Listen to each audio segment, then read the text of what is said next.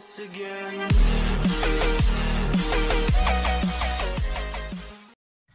Hello, it's Jimmy here at O'Reilly's. I have here a Nissan 1.5 DCI. It's a Nissan Note. Kind of lost track of what it was there for a minute. So he's got a engine management light on, reduced power. Well, I presume it's got reduced power. So this is the fault. He's got pressure upstream of the turbo. So that means that's that same little sensor again, that one with the little aluminium sensor with the metal tube that goes down to the exhaust manifold right before the turbo.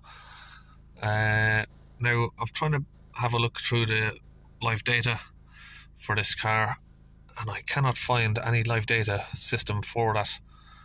I can't seem to find it on the live data.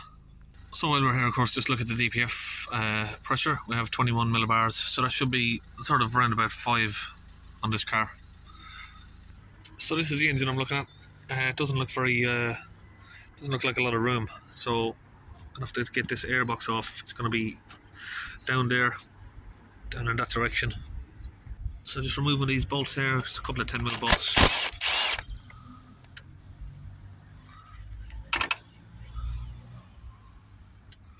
So just removed one there. Let's get this one out.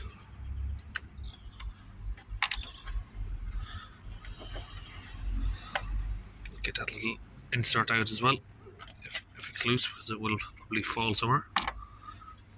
We've got a 7mm on the tube here. Now we've got that disconnected, and we've just disconnected that little plug there. Now this should be ready to come out. We've got another clip here on the side that we need to remove. Let's just take the clips off, and it's ready to remove. Now we can see in the back of the engine a little bit better there. Right, so just remove that little heat shield there. You can see the sensor there. Someone has definitely already changed that. It looks like it's had a new Jubilee clip and a new sensor there. So there's a little clip there that holds it in place. Take that out. So just pull out the sensor there from the hose. Now I'm going to try and disconnect the rubber hose here from the metal section. So what I've done is I've used this pliers to just slide the rubber hose complete with the clips on it, just up from the metal tube there. There it is. So I've just got a little midi vac there now connected onto that pipe, and if we produce vacuum, you can see there she's blocked. So that metal tube is going to be blocked up with metal carbon. Now these are, I might make this seem easy on the video because I'm just going to show you me drilling it, and they're not easy to do. You gotta sort of just persevere, take time, put different sort of chemicals in there, DPF cleaners, carb cleaners, and use a bit of brake cable wire or something like that to get down there, and just keep working your way through it. So you can see now, if we put this little piece of wire in the hole, straight away we got resistance. It doesn't want to go in. We've broken through a little bit there already now. You'll see it'll get sort of black soot on the end of it. So what I'm doing is just drilling the hole, and then I'm going to be, with my other hand, I'm going to be drilling it, and I'm going to be trying to work it down, you know, pulling it downwards into the hole as much as I can while I'm drilling. And then hopefully we're going to get it all the way down. But like I said, it does take time. So you can see there, you get all the black soot come up along the tube. So we've got that all the way down there. I don't know if it's long enough to clear it yet. We'll put the midi vac back on it now again. So if we give it a little squeeze now, we're not getting as much movement, tiny amount. So we're now just going to try and get some brake cleaner down there. Okay, so I think when we said it was free early on, I must not have had the connection on correctly, but you can see there, let me just get it out of the sunlight. It is still blocked solid, it's not moving.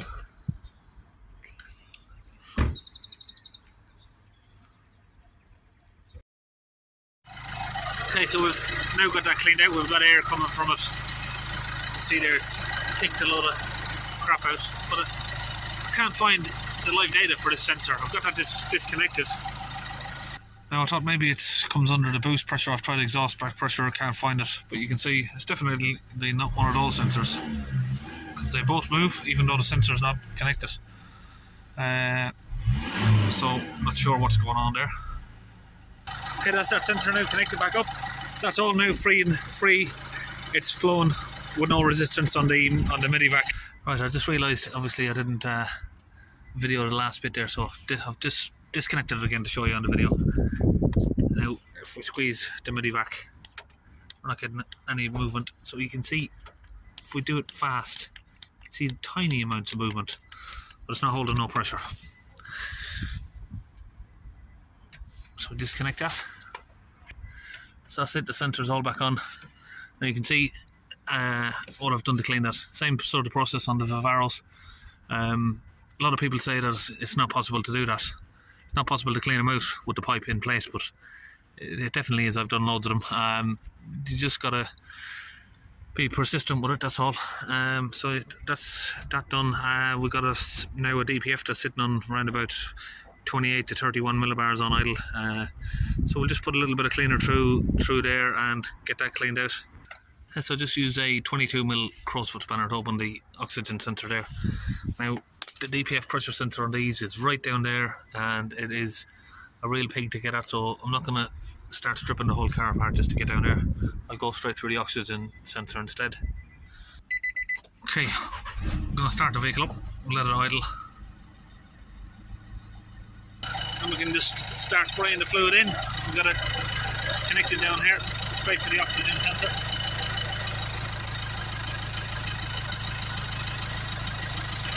Just like that.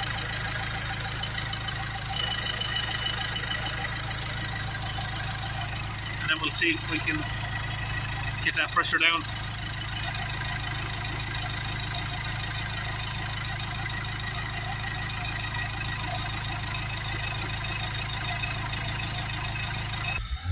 Just give it a few revs up and down. We've got it started. We've got the cleaning fluid in there.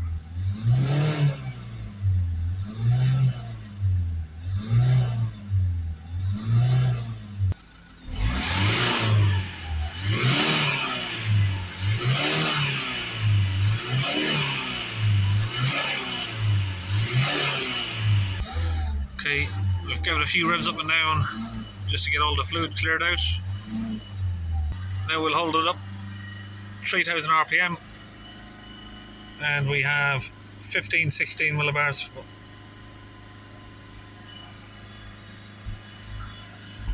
Now we'll let the revs go, see where we are at idle. Sorry, let the screen focus. 2 millibars.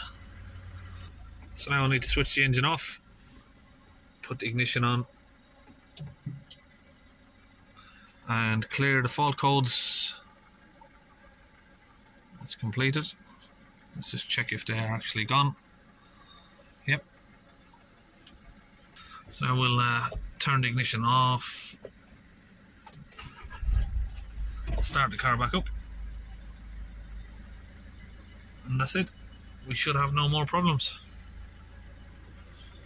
That's it, one Nissan Note 155 DCI. Well done. See you in the next video.